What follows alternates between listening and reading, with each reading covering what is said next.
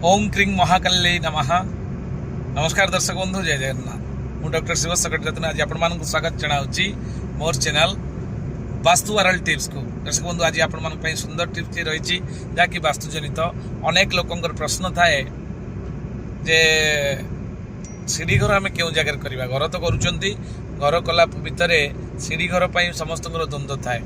देखो वास्तु एक पुरुष जी कि मुह तलू करके शोचती, जोटा कि वास्तु पुराण शास्त्र रे आम वर्णना किंतु साइंटिफिकली जदि आम देखा जियोग्राफिकली आम जब देखा आमर 5 एलिमेंट अच्छा, 5टा एलिमेंट को बालांस करने वास्तु पुरुषर पाद जोटा कि राहु जोन, जोटा कि 2 to 5 डिग्री बोली कह जाए से जोन रे कौटा से जोन साउथ आउ वेस्ट आपणकर दक्षिण आउ पश्चिम से जोन हूँ सबुठू बेस्ट जोन आपणकर सीढ़ी घर करने।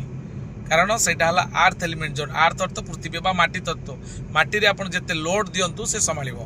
तेणु साउथ वेस्ट को छाड़देले आउ सबू जगह आपणकर सीढ़ी घर पर अनुपयोगी होते अति आवश्यक स्थले आउ किछि जगार आम कर क्यों जगार आप मन रखु सीढ़ी घर आप साउथ वेस्ट करवा सबुठू बेस्ट एवं नॉर्थ वेस्ट करें जोटा कि वायव्य कोण 315 डिग्री आपण सेंटर को गले मैग्नेटिक कंपास खोलिए आपड़ जो मापिबे 315 डिग्री जोटा कि आप नॉर्थ वेस्ट वायव्य कोण जोटा कहुए उत्तर एवं पश्चिम से दिगरे आप सीढ़ी घर करें। नॉर्थ वेस्ट करें, आपणकर वेस्ट नॉर्थ वेस्ट करें, आपणकर SSW रे करें जोटा कि डिस्पोजाल एरिया। आउ जदि पूर्व दिगरे आपण करने चाहती अति आवश्यक स्थले ईस्ट एवं ईस्ट साउथ ईस्ट रे यही दुईटी जोन को मिलाई जदि जगह प्रशस्त थाए आपण करें।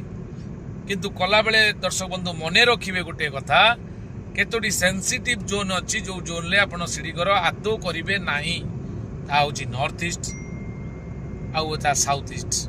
नॉर्थ ईस्ट जोटा कि आपणकर उत्तर एवं पूर्व एवं साउथ ईस्ट हूँ 135 डिग्री जोटा कि आपणकर दक्षिण पूर्व। उत्तर पूर्व और दक्षिण पूर्व में जदि सीढ़ी घर करुँच अनेक गुड़िए क्षति आपण आनी थाए। तेणु एभली करेंगे ना। दर्शक बंधु जदि कौन परामर्श आपण आम द्वारा लोड़ती आवश्यक मन करती आपण आम सहित जोगाजोग करने स्क्रीन दिया नंबर सहित आप सहित जोगाजोग करेंगे एवं आपणकर वास्तुर समस्त समाधान पाई आपण को प्लॉट को डाकिपारे। होटेल रेस्टोरेंट फैक्ट्री इंडस्ट्री जहाँ भी हो